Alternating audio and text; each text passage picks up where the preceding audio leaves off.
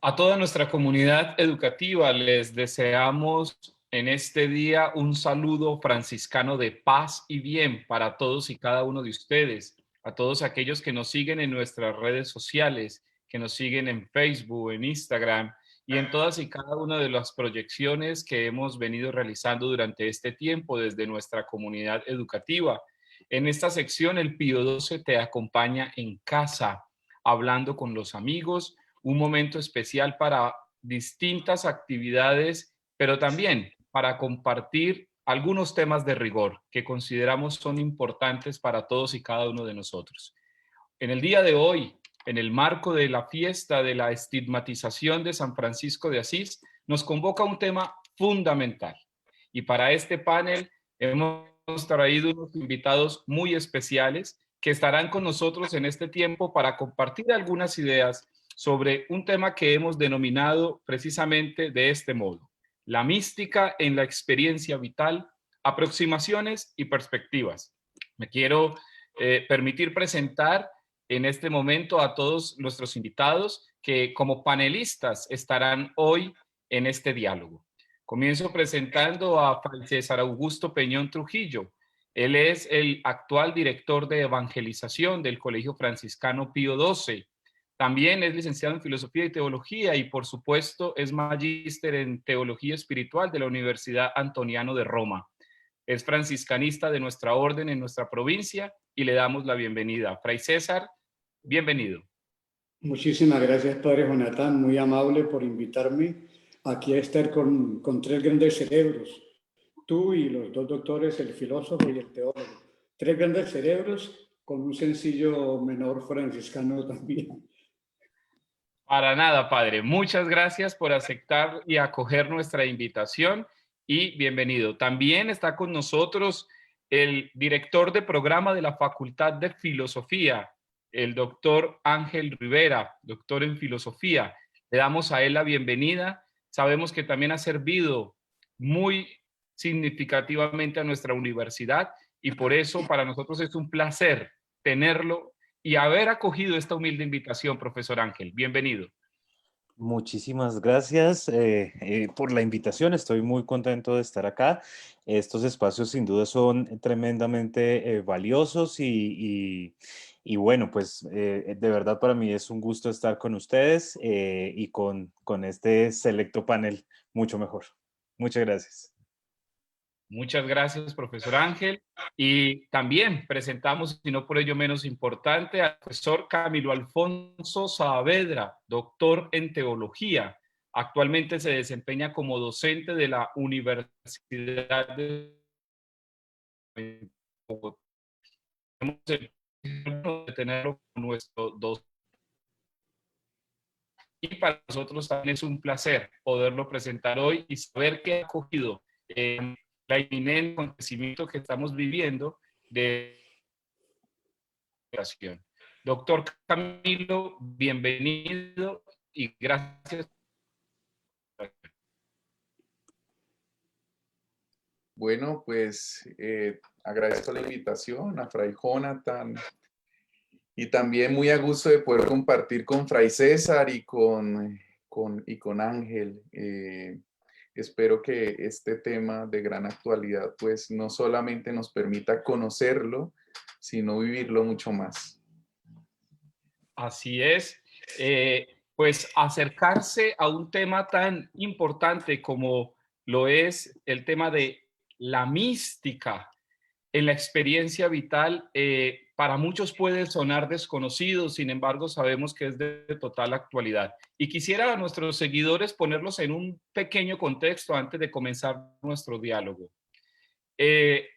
Esto nace a la luz del 17 de septiembre de 1224, cuando San Francisco de Asís en La Verna tiene una experiencia que algunos denominaron experiencia mística, la impresión de las llagas, hecho que tiene distintas interpretaciones, algunos de manera literal, otros de manera interpretativa, unos que han considerado que fue un hecho real dado en su cuerpo, otros que consideran que fue un hecho simbólico.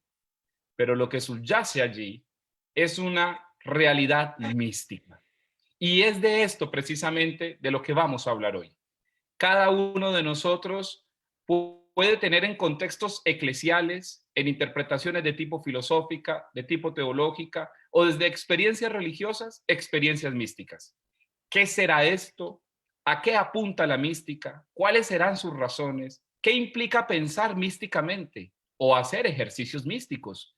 Qué bueno que cada uno de ustedes se pudiese hacer esa pregunta hoy y que lo que subyace dentro del ser de cada uno de nosotros sea pensarse como un ser místico a la luz de lo que vamos a escuchar de estos tres invitados.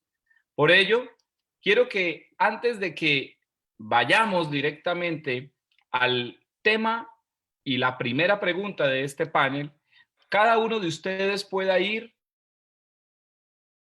de su propia reflexión y que en ese ejercicio pueda ir descubriendo si en su perspectiva humana y de sentido de vida ha dado lugar a este espacio de la mística.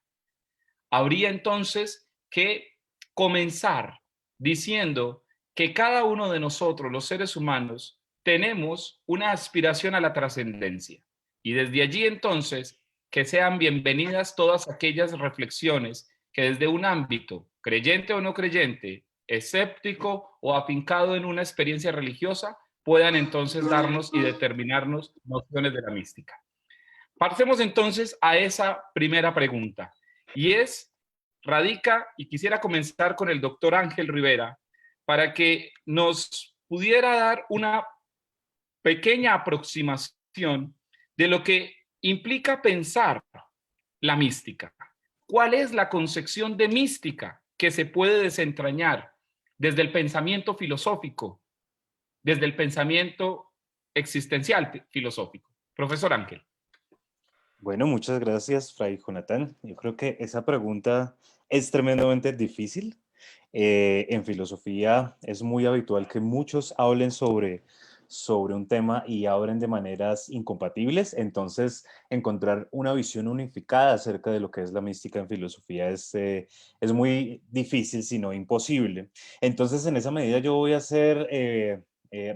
voy a tomar como recurso a uno de mis autores preferidos, que es un filósofo muy importante de finales del siglo XIX, principios del siglo XX, uno de los padres del pragmatismo norteamericano, que es William James, también muy importante para la psicología. Él tiene un libro muy interesante que lo recomiendo para quienes estén interesados en ello, que se llama Las variedades de la experiencia religiosa. Y allí William James tiene dos capítulos acerca de la mística y nos dice algunas cosas muy interesantes que valdría la pena discutir o ponerlo sobre la mesa para ver si esto nos ilumina acerca de qué es la mística. Él identifica 4 rasgos fundamentales acerca de lo que debe tener un estado de conciencia místico, porque él lo piensa de ese modo. ¿Cómo es un estado de conciencia místico? ¿Qué es lo que pasa, por ejemplo, con Francisco de Asís cuando tiene esta experiencia? ¿Qué es lo que pasa en su nivel consciente? ¿Qué es lo que pasa allí? Y para James hay 4 rasgos fundamentales de estos estados conscientes místicos. El primero de ellos es la inefabilidad. Y este es un rasgo muy interesante acerca de la mística, de las experiencias místicas o de los estados conscientes místicos, y tiene que ver con la incapacidad de poner en palabras aquello que se está sintiendo. La experiencia mística no es una experiencia análoga a la experiencia de nuestra vida cotidiana, como la experiencia que tengo al ver un vaso, un libro, lo que tengo al frente, al probar un plato de comida, sino que es un tipo de experiencia que yo no puedo conceptualizar, que los conceptos que uso y el lenguaje que normalmente uso se va a quedar corto siempre a la hora de tratar de capturar estas experiencias místicas. Y por eso los grandes místicos suelen ser personas que no intelectualizan esas experiencias de una forma tan clara, quizás porque no se pueda, y a la hora de transmitirlas, pues se hace uso más de metáforas, símiles, parábolas, etcétera, etcétera, porque el lenguaje, digamos, cotidiano no es capaz de capturar eso. Esa es la inefabilidad. No podemos capturar a través de palabras o conceptos aquella experiencia mística. Un segundo rasgo es que a pesar de que no podamos capturar conceptualmente aquellas experiencias místicas o que no podamos poner en palabras aquello que es el estado de conciencia místico, de todas maneras en la experiencia mística se revela una verdad. Y a esto William James lo llama como el carácter cognitivo de un estado. Entonces, claro, esto es bien extraño porque por un lado no lo puedo conceptualizar, pero quien tiene la experiencia mística aprende algo y algo muy importante. No es simplemente aprender como una proposición más que uno pueda poner en palabras justamente, sino que la experiencia le da cierto tipo de conocimiento, se le revela cierto tipo de verdad. Por ejemplo, pues, bueno, quizás Camilo ahorita nos hable quizás más de eso, no lo sé, pero esto tiene que ver con la revelación. Entonces, en una experiencia mística hay una especie de revelación, y una revelación es un conocimiento sobre algún asunto vital que puede marcar la vida de una persona de manera trascendental, y que no es fácil de decir, que no es fácil de capturar.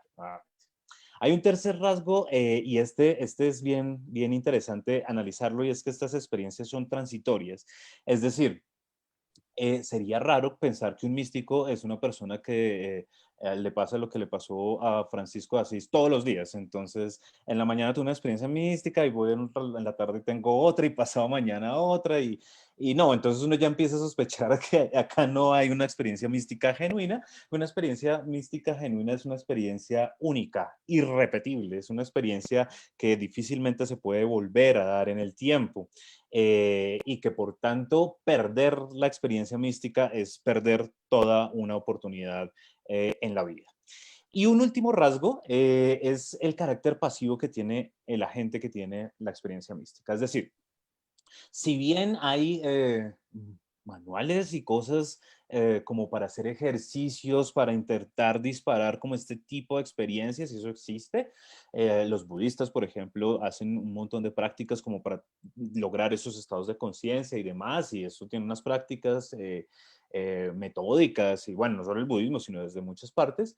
En el momento en que se da la experiencia mística, el sujeto es absolutamente pasivo ante esta experiencia, no la puede controlar. Entonces el sujeto es arrebatado por esta experiencia que le va a dar un conocimiento y que después no va a poder poner en palabras, pero él no puede hacer nada frente a eso. William James dice, acá nosotros estamos absolutamente sometidos a algo que sucede, que nos acontece. Entonces no hay como un carácter activo por parte del sujeto que tiene la experiencia mística. Entonces quería hablar de estos 4 rasgos, no me voy a callar para darle la palabra a alguien más, pero sí me gusta la manera en que James define qué es la mística a través de inefabilidad, el carácter cognitivo de la experiencia, el hecho de que esta experiencia es transitoria y este último rasgo del que estábamos hablando, que es el hecho de que el sujeto es pasivo frente a la experiencia. Bueno, realmente para ir introduciéndonos en lo que implica la mística, creo yo que vamos ya ajustando un parámetro bastante simétrico y bastante concienzudo para no hacer hablar a la mística de lo que no es. Por lo tanto, considero que es más que pertinente haber introducido esta manera el diálogo. Profesor Camilo, tiene la palabra.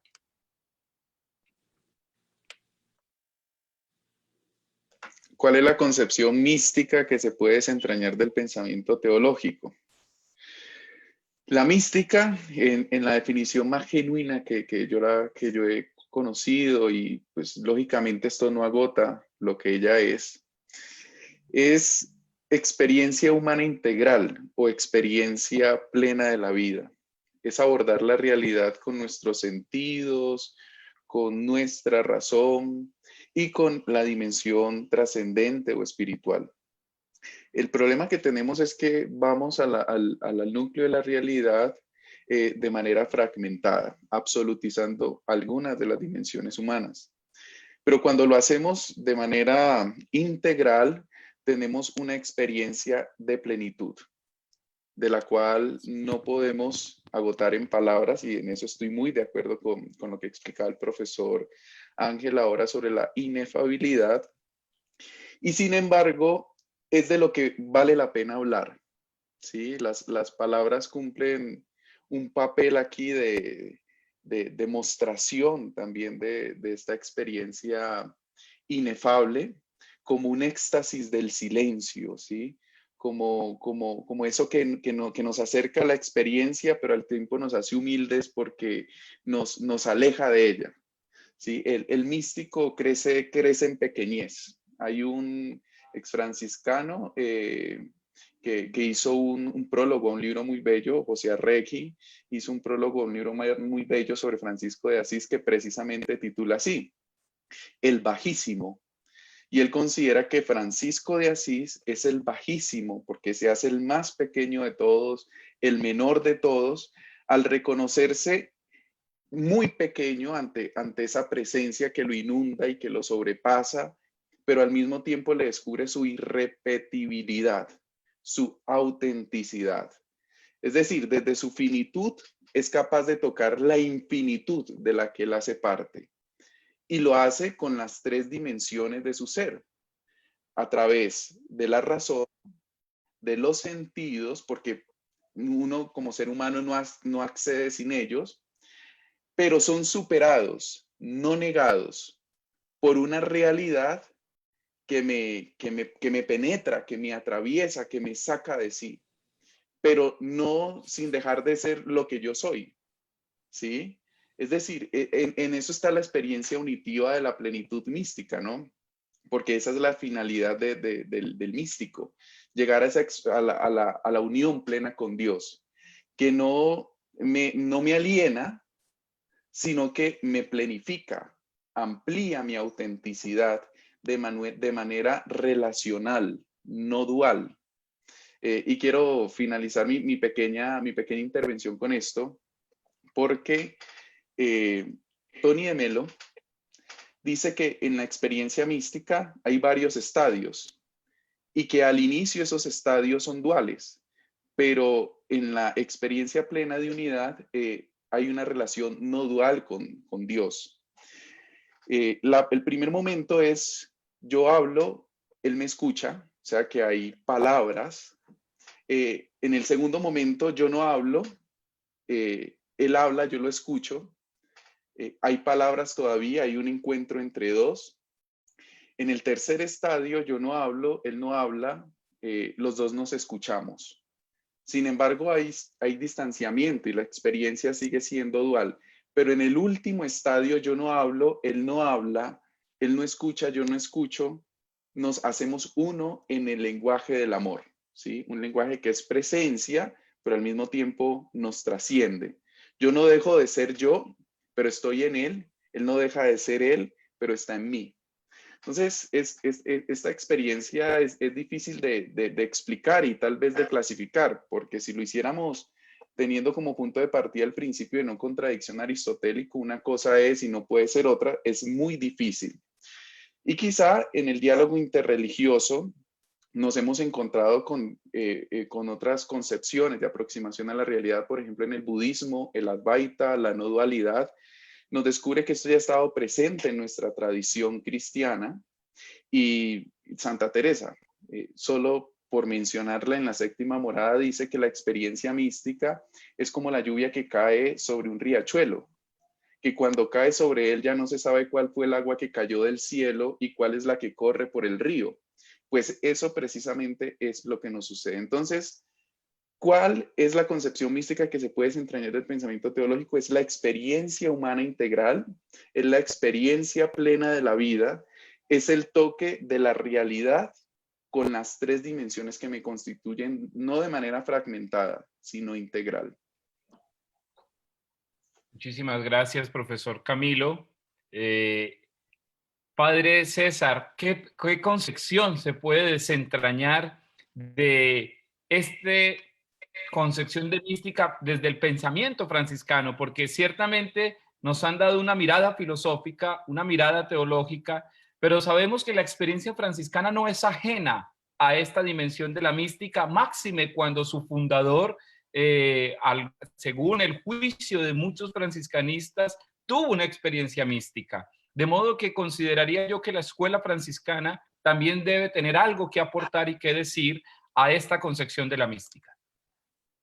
Bueno, padre Jonatán y doctor Camilo y doctor Ángel y los que nos están viendo y escuchando, queda uno admirado de estos doctores cuando nos hablan de la experiencia mística, ¿no? Porque es algo, digamos, de la teología, así de la filosofía, pero también, como dice el padre Jonatán, es también franciscano. Yo sobre esto voy a opinar de una manera muy sencilla, de pronto no intelectual, me voy como a lo concreto, y lo concreto que yo veo es lo siguiente. La concepción mística que se puede desentrañar del pensamiento franciscano es que tiene su origen, o nace, diría yo, de un hombre religioso y místico, Francisco de Asís, a quien considero yo un líder que creó un movimiento de renovación cristiana de su tiempo y sigue siendo líder a pesar de que han pasado 8 siglos, un renovador de un movimiento franciscano en la educación y en la vida espiritual, porque dada su identificación con Cristo, ha sido llamado precisamente el Alter Christus, el otro Cristo, así lo define Tomás de Kempis, todos conocemos, en la imitación de Cristo. Entonces, San Francisco centra en primer lugar en el amor a Dios. La mística la centra en el amor a Dios, a quien Francisco llamó mi Dios y mi todo. Él tuvo eso muy claro.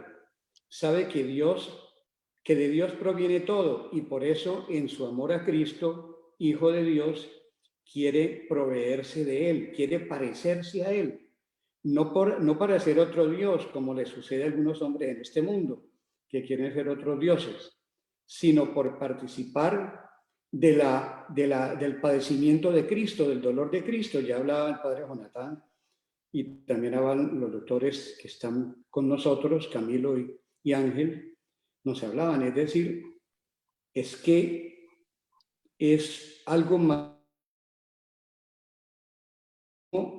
Francisco asume en su vida, es decir, encarna en su vida a Cristo, centro de su vida en el amor a Dios, a la dama pobreza, a la alegría, a la fraternidad. Es decir, él construye, digamos, su mística desde allí, desde el amor a Dios. Él sabe que todo proviene del amor a Dios, primero que todo.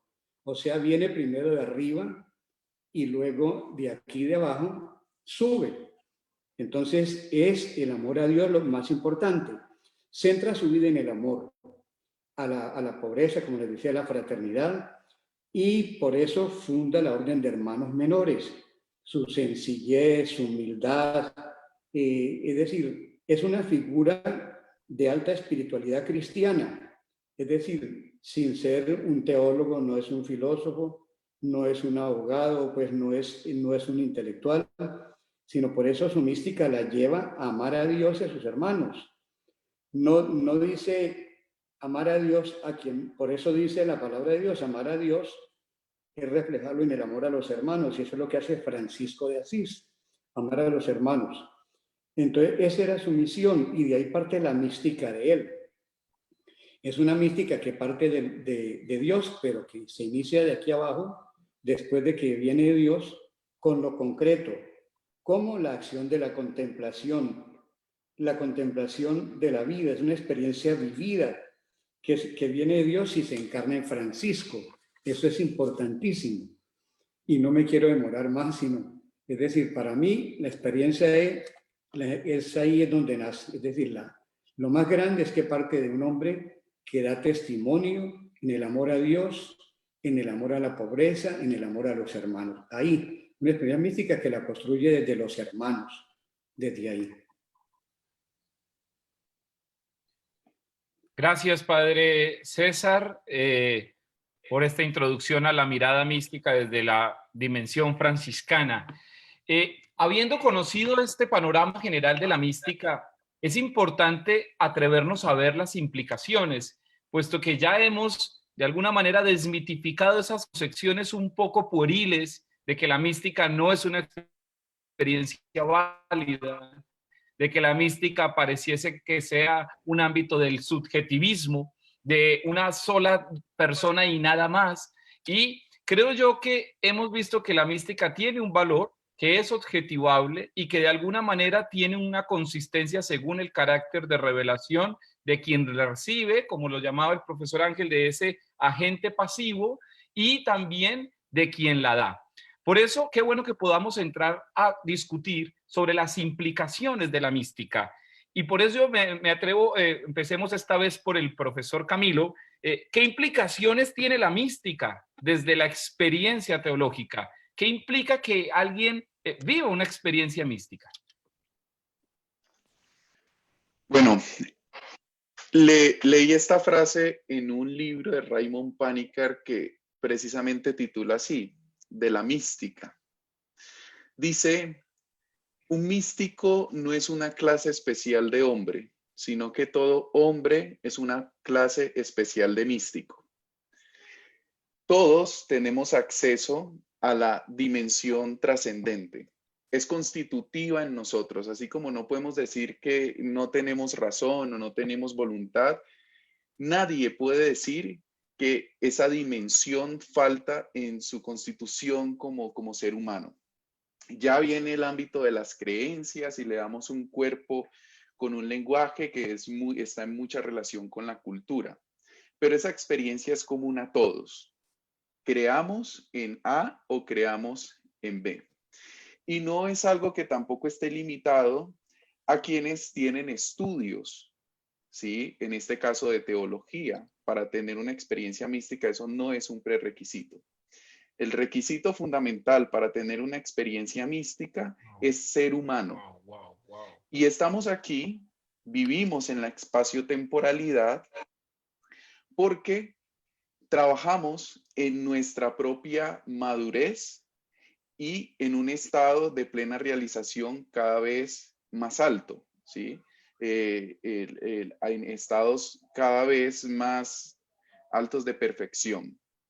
Y eso consiste no en conquistar, no en lograr, sino de tener mayor apertura y conciencia.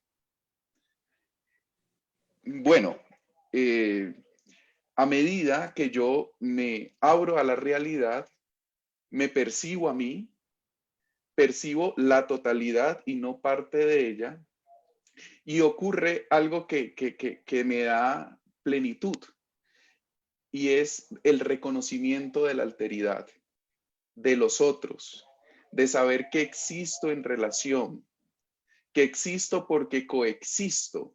Esa frase de Descartes, pienso, luego existo, pues en la experiencia mística podría reformularse, si tú eres, yo existo.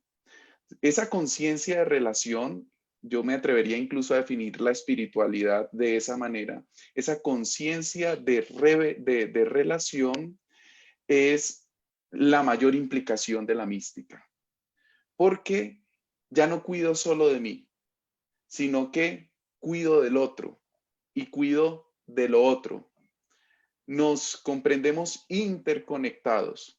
Y ahí está, yo creo que un criterio de verificabilidad de una experiencia mística auténtica. Y es que no me repliego sobre mi ego, que no es mi yo, sino que a mayor profundidad interior, mayor es el despliegue del ser hacia lo otro. Entonces, me saca de mí. Esa es la mayor implicación de la mística en el mundo de hoy desde el punto de vista teológico. ¿Por qué? Porque es que el mundo de hoy no necesita más recursos. Los recursos están. El problema es la distribución de los recursos. Tenemos demasiada ambición y por eso no le toca a cada uno la parte que le corresponde. Pero la experiencia mística y espiritual, ese ser conscientes en relación, nos posibilita dar un paso de un nivel de perfección menor a un nivel de perfección mayor, asumiendo una actitud oblativa en lugar de competitiva y depredadora. Y eso es posible para todo ser humano, independiente de su creencia, de su cultura, porque eso está muy en lo profundo de cada ser, es estructural. Entonces, estamos aquí y vivimos para desarrollar con amplitud nuestra dimensión mística en el escenario de la entrega. Termino con esto. Teresa de Santa Catalina de Siena escuchó a Jesús decirle esto: Catalina, hazte capacidad que yo me haré torrente. Es decir, No somos nosotros los que vivimos la vida y nos la apropiamos. Es la vida la que nos vive a nosotros. Dejamos que nos atraviese esa vida con mayúscula y llegue a los otros. Y en esa apertura, en esa capacidad de ser canal que permita a la vida fluir y no contenerla para estancarla, sino para que dé abundante vida, está nuestra plena realización. Entonces, de un movimiento interior depende también las transformaciones que se puedan lograr exteriormente. No hay cambio, dice Rafa Redondo, un poeta español, no hay cambio sin cambiarse y no hay transformación sin transformarse. Ah, bueno, listo. ¿Cuál es el criterio de verificabilidad de la mística? ¿Cuáles son las implicaciones en el mundo de hoy? Una experiencia mística auténtica es la que te transforma y genera procesos de transformación social. Si eso no se da, es inauténtica. Muchas gracias. Profesor Ángel Rivera, la mirada filosófica que implica la mística, yo creo que no es menor. ¿Qué considera usted al respecto? Bueno, así como hice uso o abuso de William James, entonces ahora haré lo mismo con otro filósofo que a mí me gusta mucho, que es un filósofo checo, de los filósofos más importantes de la actualidad, que es Ernst Tugendhat. Tugendhat tiene unas reflexiones maravillosas acerca de la religión y la mística, y él piensa que la mística, por ejemplo, tiene unas hondas raíces antropológicas. ¿Y qué significa que la mística tenga hondas raíces antropológicas? Y esto va muy en sintonía con lo que decía Camilo hace un momento. Es que la mística puede ser un rasgo definitorio de lo humano. Digamos, encontrar las raíces antropológicas significa encontrar aquellos rasgos que nos definen como humanos, y entonces uno puede decir la razón, el lenguaje, yo qué sé, pero Tugendhat cree que la mística y la religión echan raíces antropológicas, nos definen como humanos, y entonces, digamos, con esta alusión a Panikar, según la cual todo hombre es una clase especial de místico, pues Tugendhat se vería bastante bien reflejado en esas palabras. Para Tugendhat hay una serie de deseos que tenemos los seres humanos, y hay deseos de distinto orden. Entonces están los deseos más básicos, como el deseo de tomar agua, el deseo de comer. A esos deseos se los llama los deseos de primer orden. Y hay unos deseos más complicados. Esto es por un filósofo llamado Harry Frankfurt, que él denomina deseos de segundo orden. Y es cuando uno desea desear cosas. Entonces, o desea no desear cosas, por ejemplo, ¿no? Entonces, eh, un ejemplo sencillo es alguien que está intentando dejar de fumar. Entonces esta persona tiene el deseo de fumar, pero su segundo deseo, o el deseo de segundo orden, es desear no desear fumar. Es un deseo de segundo orden, ¿no? Y Tugendhat dice, listo, pero hay un tercer nivel mucho más complicado, que es el deseo de integrar la vida en su totalidad, dice Tugendhat. Y acá es donde la mística tiene una implicación importantísima, porque ¿qué significa eso de integrar los deseos en su totalidad? Significa que hemos encontrado el sentido de la vida. Y dice Tugendhat, esto se logra, por ejemplo, a través de la mística, y él hace la diferencia entre mística y religión, porque para Tugendhat no toda experiencia mística es religiosa. Por ejemplo, la experiencia de un artista en un cuadro, pues una experiencia mística, o la experiencia de un matemático encontrando una prueba, a pesar de que haya mucha racionalidad, en algún momento puede ser místico lo que está sucediendo allí. Eh, y entonces Tugendhat dice, la ventaja que tendría la mística sobre la religión es que, como la mística, y él también cree que la mística es inefable, entonces la mística no se puede poner en creencias, no se puede poner en palabras.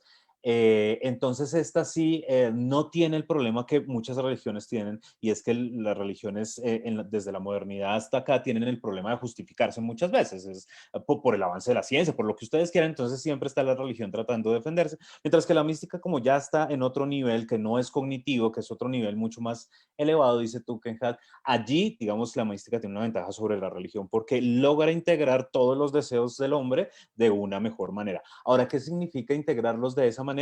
Tugendhat tiene una expresión que es bastante interesante, que es la de la mala suerte. La mala suerte es simplemente la frustración del ser humano. Todos los seres humanos tenemos distintos tipos de frustraciones, Y la mayor frustración, dice Tugendhat, es la muerte. Ahora, ¿cómo hacemos para integrar o hacer compatibles el hecho de que seamos conscientes de nuestra muerte y de todas las frustraciones y deseos que no podemos satisfacer? Pues allí la mística es la que nos permite integrar todos esos deseos y esas frustraciones en una unidad que nos permita darle sentido a lo que hagamos. En otras palabras, la mística nos serviría o tiene la implicación de decirnos por qué vale la pena seguir viviendo, por qué es mejor no pegarse un tiro. Eso, para eso es la mística en última, según la perspectiva de Tugendhat. Podríamos decir, profesor Ángel, guardando las proporciones de mi afirmación, que tal vez entonces desde esa perspectiva la mística también es portadora de sentido. Exactamente, sí, es en la mística donde se halla el sentido, digamos, y esta expresión de sentido es difícil de definir, pero es precisamente aquello que hace que algo valga la pena, que algo sea importante, que algo tenga valor. Y la mística es lo que llevaría, digamos, a un sujeto a encontrar valor, porque allí está efectivamente el sentido. Ok, gracias. Padre César, ¿qué implicaciones tiene la mística desde el pensamiento franciscano? Bueno, la mística realmente, como todos lo hemos comprendido, es una forma de vida difícil de comprender y difícil de vivir. Es fácil de pronto hablar teóricamente de la mística, pero cuando se va, digamos, a la realidad, es difícil de comprenderla y de vivirla. Yo veo lo siguiente, dentro de la dimensión franciscana, la veo como las implicaciones como una invitación que Francisco hace al hombre de hoy a salir de su materialismo, de sus obsesiones, de su violencia, de su pansexualismo, de su prepotencia, de su egoísmo, un egoísmo que ya lo veo tóxico. Es una invitación a salir de querer centrar la vida solo en el placer, en la riqueza, en el poder, en quererme sentir yo por encima de los demás. Tiene implicaciones en el ser humano. ¿Por qué? Porque nos hace pensar, es un llamado al amor, a vivir el amor de Dios, reflejándolo en el amor a los hermanos. Por eso, Francisco nos dejó su sencillez, pero en una profunda obra literaria que la conocemos todos, obra literaria espiritual y vital, que es el Cántico de las Criaturas. Ese cántico nos lleva a reconocer a Dios, a alabarlo, a vivir con Él y con Él amar a las criaturas. Por eso todos somos hermanos. Por eso la mística se vive a través de la hermandad. Eso es lo que enseña Francisco. Implica que seamos hermanos. Hermanos y hasta de las criaturas como aparecen en el cántico, que de la hermana agua, que el hermano fuego, el hermano sol. Es un cántico que lo compuso Francisco precisamente durante los 2 últimos años de su vida.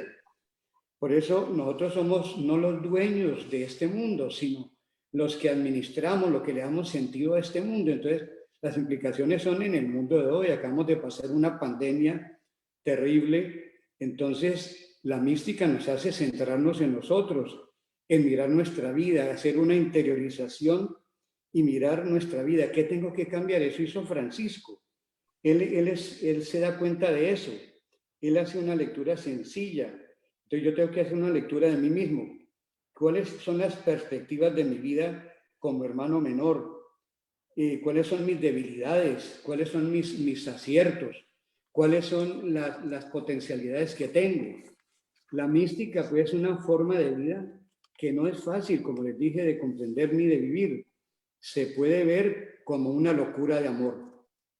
A Francisco lo llegaron a llamar el loco, ¿no? Él era, recuerden que antes de convertirse, él era el rey de las fiestas y seguramente tomaba su trago y seguramente era un poquito desordenado. Y yo lo digo como menor que soy, como franciscano. Pero lo lindo de él es que empezó en él, se dio cuenta de eso e inclusive cuando él va a la guerra de Asís con Perusa, pues es cuando él se da cuenta de sus debilidades y que eso no es lo que él quiere, ni tampoco ser un negociante como el papá de tener una cantidad de riqueza. Entonces, mire las implicaciones que tiene la mística. Entonces, él vuelve hacia adentro de sí mismo y se da cuenta que hay que hacer un viaje desde el interior cuya meta es la unión mística con Dios. Esa es la meta, la unión mística con Dios. Pero para hacer ese viaje se necesita amor. Se necesita amor y se necesita también mucha fe. Amor y se necesita emoción, porque la emoción es lo que nos mueve también. Este mundo vive mucho, no solo del racionalismo, sino también de las emociones. Entonces, la vida mística es hacer arriba y mirar hacia arriba para desde allí construir desde abajo. Muchas gracias, Padre César, por esas aproximaciones a las implicaciones.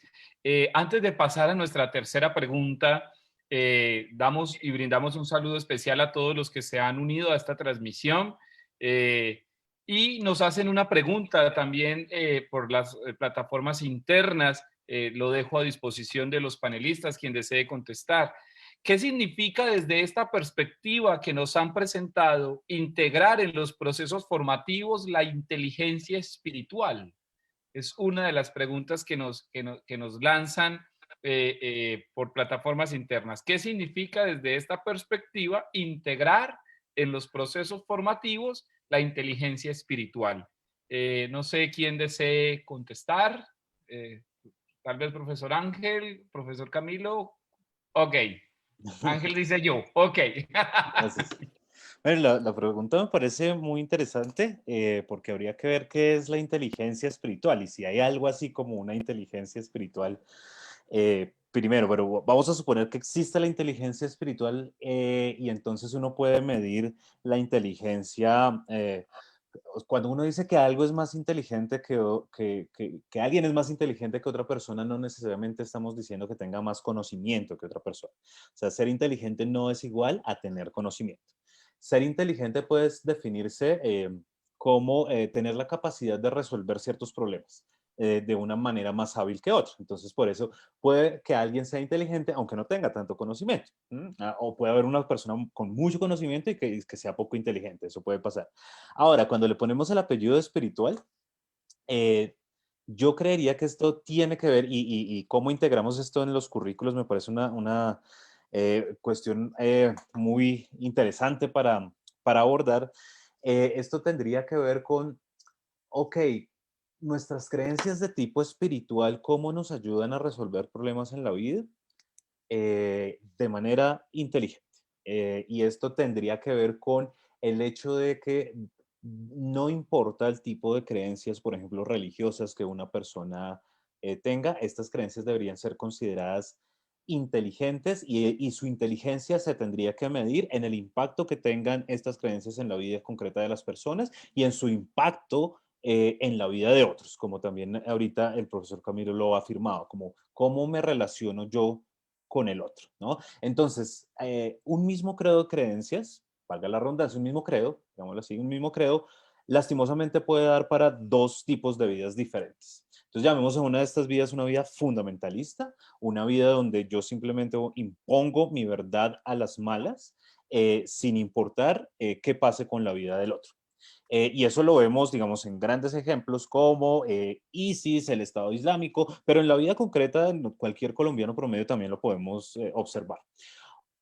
Yo creo que una inteligencia espiritual tendría que ver con mantener ese mismo credo, ese mismo conjunto de creencias, sin dañarle la vida a las demás personas, sino al contrario, promover la convivencia y promover la coexistencia, por ejemplo, entre credos diferentes. Y entonces la inteligencia espiritual, claro que se puede integrar en el currículo y eso se llama tolerancia. Es una palabra que en la modernidad tuvo mucho auge. Voltaire, Locke estaban locos por entender qué era eso y cómo era posible la tolerancia, porque ellos vivían en contextos donde los protestantes y los católicos estaban matando y casi acaban con toda Europa. Y la tolerancia significa, en últimas, que nosotros podemos ser espiritualmente inteligentes. Para mí eso sería la inteligencia espiritual y el modo de integrar en los currículos sería promoviendo la tolerancia. Profesor Camilo, ¿desearía hacer algún apunte al respecto antes de pasar a nuestra tercera y última pregunta? Pero por supuesto, creo que esa pregunta la tuvo que haber formulado, espero no equivocarme, un profesor de educación religiosa. La educación religiosa hoy, sobre todo en Colombia, está teniendo una transformación significativa porque estamos pasando de la catequesis en el aula a vincular otros aspectos que nos asocian a todos los seres humanos, ¿sí? Entonces, el aula de clases se está convirtiendo en un escenario de diálogo donde se comparte ese océano de la vida donde todos estamos sumergidos. Y por supuesto, hablar de inteligencia es hablar sin excluir, solo que se trata de una inteligencia no cuantitativa absoluta, ¿sí? Porque podemos caer en eso de decir que solo la inteligencia cualitativa tiene validez o que es importante, que existen las ciencias duras, existen las ciencias blandas y una jerarquización. Y Habermas, por ejemplo, ya hablaba de esto, ¿no? Las ciencias que tienen unos intereses, unas empírico-analíticas, otras ciencias tienen un interés hermenéutico, otras tienen un criterio social o hermenéutico social. Pues aquí la inteligencia espiritual apunta a eso, a un tipo de apertura al mundo que tiene que ver más con la sabiduría, una sabiduría que nos hace crecer a todos conjuntamente. Pongo un ejemplo. He ido muchas veces a las lagunas de Siecha y cuando los españoles llegaron a la laguna de Siecha, vieron con una inteligencia cuantitativa y con un espíritu depredativo eso como un lugar de riqueza. Entonces comenzaron a dinamitar las lagunas para que el agua saliera y poder extraer el oro que consideraban ellos en su inteligencia primitiva, los nativos de allí arrojaban al fondo de la laguna. Muchos murieron en el intento. Y después de tantos esfuerzos, dijeron, y esto quedó allí en la laguna, dice, después de tantos intentos comprendieron que la riqueza no se encontraba bajo la laguna, sino que la riqueza era la laguna misma. Es una nueva percepción de la realidad. Es comprender que el mundo, que la naturaleza tiene una sabiduría de la cual no nos podemos alejar ni distanciar, que nos puede enriquecer, que nos puede enseñar a comportarnos, a cuidarnos unos y los otros. Entonces creo que es un elemento digno de incorporar en las clases de educación religiosa, así como también el sentido de la vida, el diálogo del pluralismo religioso y por supuesto la espiritualidad. Pasar de esa confesionalidad absoluta, pasar también del pensamiento cuantitativo absoluto a algo que nos pertenece a todos y que nos permite ir más allá de lo que en apariencia vemos y de lo que podemos hacer utilidad, solamente eso, utilidad, a enriquecernos mutuamente en ese encuentro. Muy bien. Pues vamos llegando al final de nuestro diálogo, pero no nos podemos ir sin poder hacer una última pregunta de este pequeño panel educativo sobre la mística como experiencia vital. Y tiene que ver precisamente con hablar sobre algunas transformaciones en nuestras prácticas de vida, no solo de cada ser humano, sino también de los alcances que puede tener esto en un impacto de tipo social, si me lo permiten decir así. Y por ello, cuando se diseñaba esta pregunta, considerábamos pertinente que desde esta mirada filosófica, teológica y franciscana podamos brindar algunos elementos prácticos derivados a la luz de la propia mística. Y si está a juicio de quien nos está escuchando, pueda ello derivar en transformaciones personales y también en transformaciones sociales. Quisiera comenzar con el padre César, que nos pudiera dar unas pequeñas motivaciones sobre lo que implicaría, padre, vivir místicamente, si me lo permites decir así. ¿Qué implicaría vivir místicamente y cuáles serían esas transformaciones prácticas y sus alcances? Bueno, yo pienso que una experiencia mística sí puede transformar al ser humano cuando el ser humano acepta su pequeñez. Cuando recordemos Francisco, cómo Francisco reconoció su pequeñez y llegó a llamarse gusano. Recordemos que Francisco decía, io sono verme, yo soy un gusano. Reconoció su pequeñez, soy un gusano. Solo cuando el ser humano, pero piensa de esa manera, entonces tiene una experiencia mística. Cuando no se deja llevar del egoísmo y cuando no se siente superior a los demás. Francisco quiso ser un caballero, ya lo dijimos, cuando va a la guerra entre Asís y Perusa y reconoce su fracaso.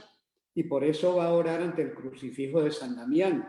Y por eso allí le va a pedir al Señor que lo ayude, que le dé luz, que le renueve su vida. Eso es lo que hace Francisco ante el crucifijo. Podemos darnos cuenta, pues, de esta manera, cómo mira Francisco. Y los alcances de la experiencia de Francisco de Asís se logran cuando, como Francisco, se logra un espíritu inmerso en lo divino. Recordemos el testamento de San Francisco, cuando él nos habla, cuando él había tenido encuentro con el leproso, le parecía horrible al comienzo, pero cuando ya él se transforma, entra dentro de sí mismo, siente que es dulzura de alma y cuerpo, ¿no? Que es como el toque del amor divino en él.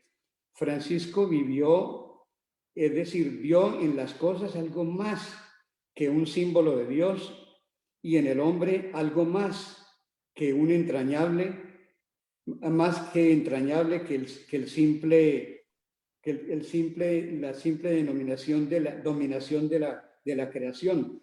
El hombre no lo colocó Dios para dominar la creación, sino para servirla, para construirla, para edificarla. Mística de amor, uniendo y dando sentido a las relaciones de los seres humanos entre sí y con todo lo creado. Entonces, esa es donde yo veo esa dimensión, ¿no?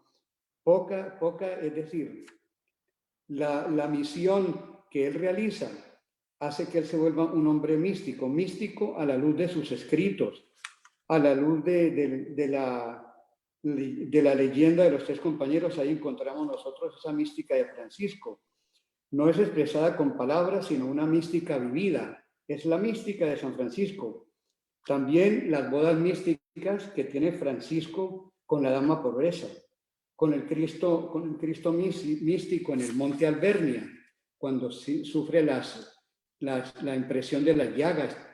Experiencia mística también ya lo dijimos, el encuentro con el leproso. Es decir, todo esto nos muestra la experiencia mística de Francisco. Era un amigo de los pobres. Recordemos otra experiencia mística, fue con el lobo de Gubbio. También allí tuvo Francisco la experiencia mística. El amor a la naturaleza, en el Cántico de las Criaturas, experiencia mística. Amor a la cruz, experiencia mística. La mística de la pasión, termino diciendo, con la estigmatización. Esa es la más grande prueba, y prueba que fue avalada por el Papa Gregorio IX. Es decir, que fue reconocido verdaderamente como un milagro verdadero esa impresión de la llaga en San Francisco. Ahí termino. Ok, padre. Antes de que demos respuesta a esta tercera pregunta, pues nos hacen algunas preguntas por redes sociales. No quisiera dejarlas de lado, dirigidas a cada uno. Nos dicen aquí para el profesor Ángel. Nos preguntan, ¿cómo tener apertura a la experiencia mística en cambios tan significativos de época en medio de tanta incertidumbre? Para el ámbito teológico, nos preguntan aquí, profesor Camilo, ¿cuál es el papel de la experiencia mística en la Iglesia Católica de hoy? ¿Y cómo abrir camino a ella en el diálogo ecuménico? También nos preguntan por aquí para el padre César. ¿Se puede decir que aquella persona que vive una experiencia mística con Dios, se puede decir que aquella persona que vive una experiencia con Dios tiene una experiencia mística? Son algunas de las preguntas que nos están llegando por redes sociales. Los dejo a su discernimiento para contestar. Comencemos entonces con Ángel, este abordaje, y de una vez, profesor Ángel, si quiere, ir dando también las luces de la tercera pregunta de la transformación de las prácticas. Bueno, muchas gracias. Voy a empezar primero por la pregunta de la transformación.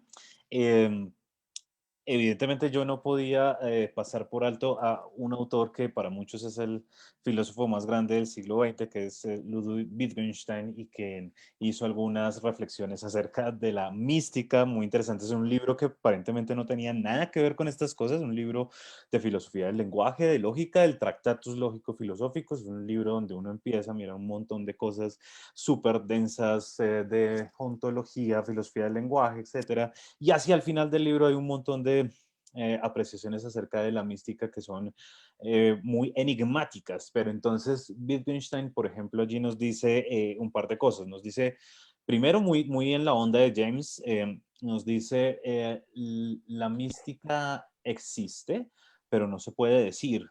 La mística se muestra, lo inefable se muestra, mas no se dice, pero está ahí, digamos, es posible capturar eso que existe.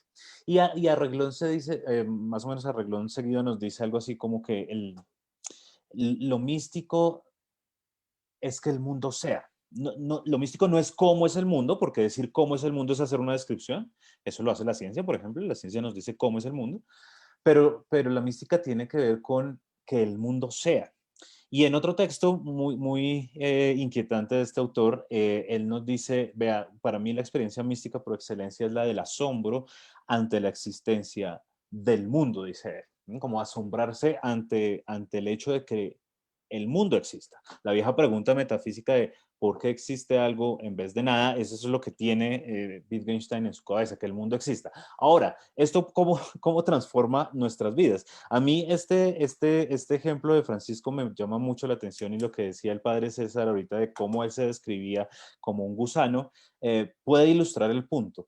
Quien tiene una experiencia mística es una persona que cambia su mundo completamente. Que Francisco se vea a sí mismo como un gusano es una experiencia donde su mundo cambia en su totalidad y cambia absolutamente. No es lo mismo el mundo de una persona que no se ve como un gusano al mundo de una persona que sí se ve como un gusano, y las implicaciones que ello tiene en la vida de las personas. Y por eso, por ejemplo, Wittgenstein dice que para él estética, ética y religión son una y la misma cosa. Entonces, por supuesto que si yo tengo una experiencia mística que efectivamente cambia mi mundo y lo cambia en su totalidad, integralmente, esto tendrá unas repercusiones prácticas y éticas muy importantes. Que Francisco se vea como un gusano nos da un mensaje y nos da una revelación. Ese era el otro rasgo de James que había expuesto al principio, ¿no? Que la experiencia mística nos enseña algo. Entonces, ¿qué es lo que enseña la experiencia de Francisco al verse como un gusano? Acá hay una verdad escondida que no se puede poner en palabras, pero nos cambia el mundo en su totalidad.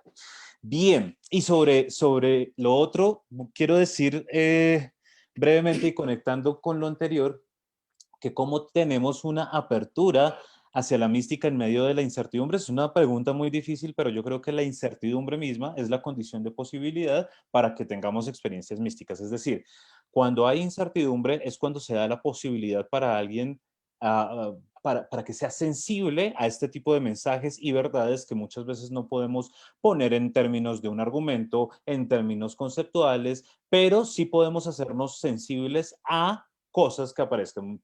James, por ejemplo, dice un rasgo muy particular de un místico es que el místico dice como, oiga, yo siempre había escuchado esto, pero nunca lo había entendido. Entonces, cuando alguien es capaz de decir, oiga, ya entiendo esto, cualquier cosa, un versículo bíblico, es como, ahora le encuentro sentido a esto. Y ese ser sensible a ese tipo de experiencias donde se nos revelan verdades no sería dado sin un grado de incertidumbre en el que en algún momento estamos. Entonces, vivir en una época de incertidumbre es precisamente la condición de posibilidad para que se dé lo místico. Lo místico no se daría sin incertidumbre. En términos de Tugendhat, es gracias a la existencia de las frustraciones, entre ellas la mayor de ellas, de nuevo, es la muerte, que es posible la mística. Si no, no habría sentido. Wow, profesor Camilo. Bueno, ante la primera pregunta, ¿cuál es el aporte de la mística a la Iglesia Católica hoy y qué implicaciones tiene esto en el ecumenismo, en el diálogo entre las iglesias cristianas? Y yo no diría solo ecuménico, sino interreligioso. hubo un movimiento en el siglo pasado que coincidió con el Concilio Vaticano II, que fue el de la Nueva Teología. Y hubo teólogos franceses y alemanes de mucha importancia.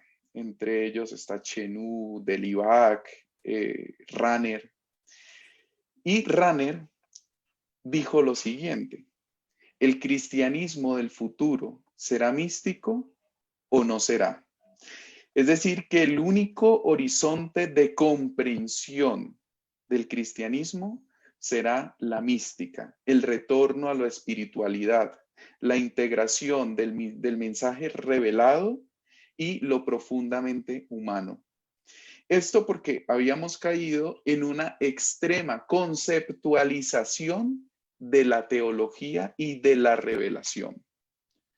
Entonces, hoy podemos decir que si la teología no nos sirve para vivir, para tener una experiencia de Dios cada vez más intensa, es una teología inútil. Evagrio Póntico, un padre de la iglesia, decía: teólogo es el que ora verdaderamente y verdaderamente el que ora es teólogo.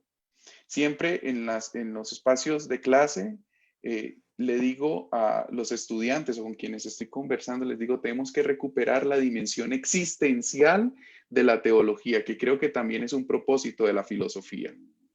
Entonces, ese es el horizonte de comprensión. Si seguimos anquilosados en cuestiones del pasado, teológicas, académicas, que no dicen nada a la vida, el cristianismo será un fracaso.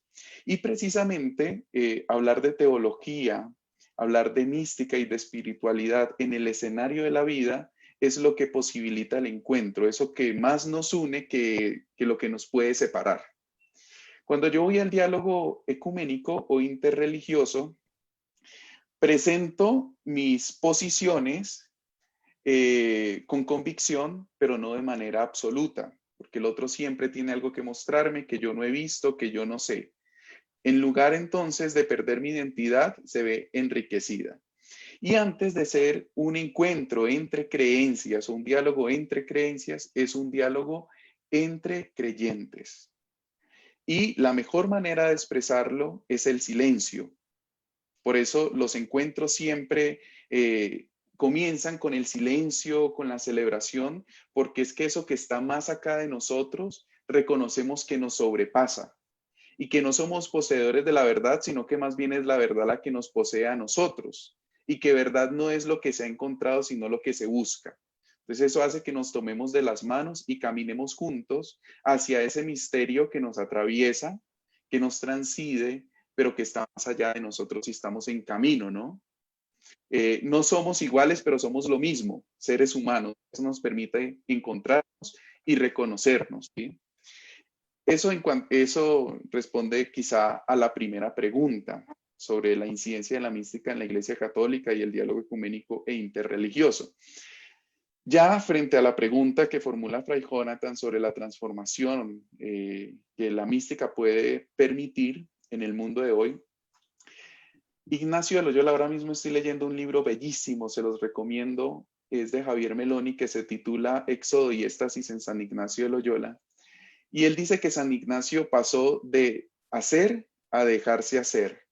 Y en la autobiografía de San Ignacio se expresa con mucha belleza esto: dejarse hacer en lo que hacemos, ¿sí? Está ese carácter de apertura al misterio que me constituye, pero que también me viene de afuera y que me mueve. Hay una moción interior a que yo lleve a la acción todo eso que he vivido en el horizonte del misterio.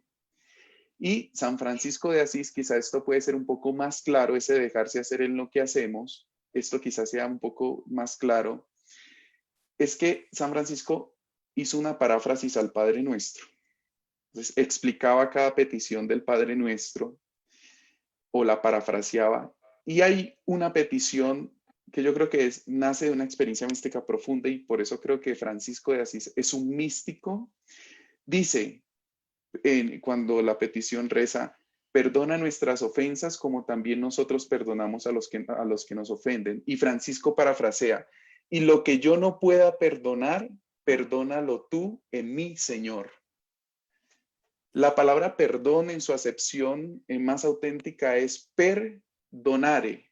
Donare es darme y es un superlativo, es decir, donarme sin medida, entregarme más allá de mis límites, no dar algo de mí, sino darme yo mismo.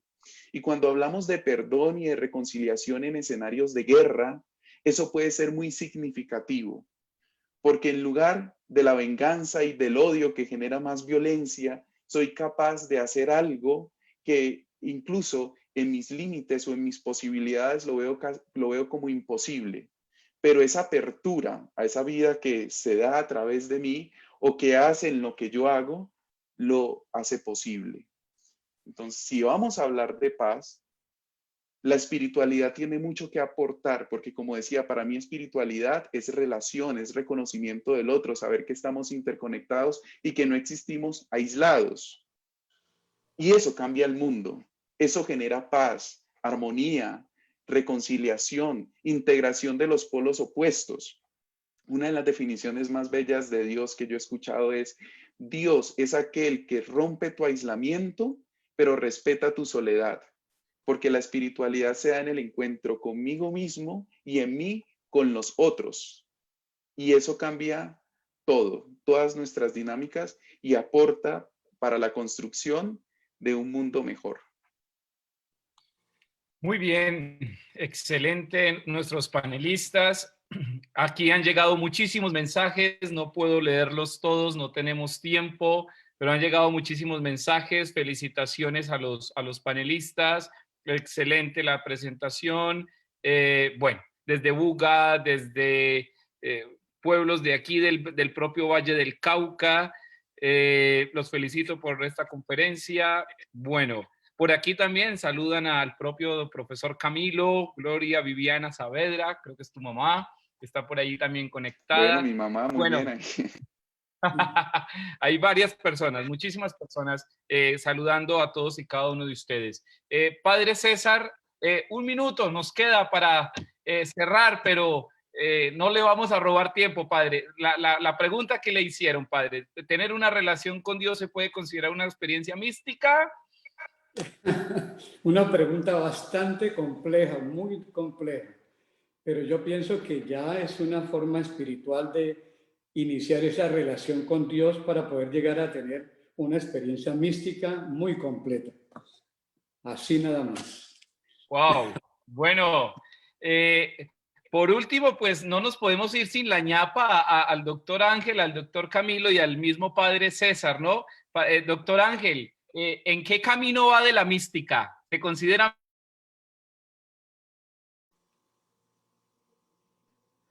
No sé, tal vez. Cuando estudio filosofía me pongo bien místico. Ok, perfecto, muy bien. Doctor Camilo, ¿cómo va la mística? ¿Se considera místico? Sí, yo creo que es una realidad ya dada y que poco a poco voy descubriendo en esa experiencia donde la conciencia pues tiene muchísima más claridad. Brevemente digo esto. Cuando yo conversé con Dencho Quintero, quien es el líder de la escuela Soto Zen en Colombia, él me decía: Camilo, nosotros no practicamos Zen porque queramos ser budas, sino que nosotros practicamos Zen porque eso es lo que hacen los budas. Y yo que estaba explorando la cristofanía de Panikkar, decía, efectivamente es eso lo que ocurre con mi vida espiritual y con la experiencia de Cristo en cada uno de nosotros. Nosotros no oramos ni celebramos la fe para llegar a ser Cristo, sino para ir descubriendo cada vez más que lo somos. Entonces, esa es mi respuesta. Ok, gracias por compartirnos esa realidad tanto al profesor Ángel como al profesor Camilo. Padre César, usted no es ajeno a la pregunta. ¿En qué camino Claro. va de la mística? Les cuento que yo soy un itinerante que desea llegar a la meta y voy con paciencia, haciendo ese camino, dando lo mejor de mí para un día poder alcanzar verdaderamente esa meta tan grande que alcanzó Francisco de Asís. Ok, bueno, a todos nuestros participantes, a todos los que nos siguieron durante este espacio de diálogo bajo este panel, la experiencia mística, la mística como experiencia vital, les agradecemos mucho. Gracias al doctor Ángel, al doctor Camilo, al padre César, por estas reflexiones que nos han llevado a una mística con ojos abiertos, a una mística que debe permear realidades no solamente de cada ser humano, sino que también deben transformar prácticas derivadas en lo social. Gracias a cada uno de ustedes por abrirnos luces para comprender ese carácter inefable, ese conocimiento y verdad que la mística nos aporta, esa realidad transitoria, ese carácter pasivo de quien tiene una experiencia mística, pero que también es capaz de reseccionar, como nos lo diría el doctor Camilo, estar abierto a esa unión entre la experiencia que me sobrepasa y la experiencia que me lleva también a una transformación del propio corazón. Cuando la revelación permea la vida y en ese permear la vida somos capaces de ir más allá. Cuando somos capaces de vivir desde el asombro, cuando el asombro llega a nuestra puerta y somos capaces de abrirla para que también desde allí nos podamos transformar. Cuando somos capaces de reconocer nuestra propia incertidumbre, pero también nuestra propia fragilidad y contingencia. Como diría el padre César, ese reconocimiento que hace Francisco de Asís. Yo sono verme, yo soy un gusano. Que cada uno de nosotros también a partir de la lucidez de San Francisco pueda ir aprendiendo y adquiriendo realidades prácticas de la mística. Y sobre todo que ese rasgo definitivo del humano se convierta en una oportunidad de salvación también para todos aquellos que entran en contacto con nosotros. Gracias por hacer parte de este panel. Queridos panelistas, gracias por su tiempo y a ustedes, que Dios les bendiga y gracias por hacer parte de este espacio. El Pío XII te acompaña en casa. Un abrazo, un feliz almuerzo y que Dios los bendiga a todos. Gracias, gracias. Muchas Adiós, gracias. profe Ángel, Fari César, Jonathan, gracias por la invitación y por el compartir. Gracias.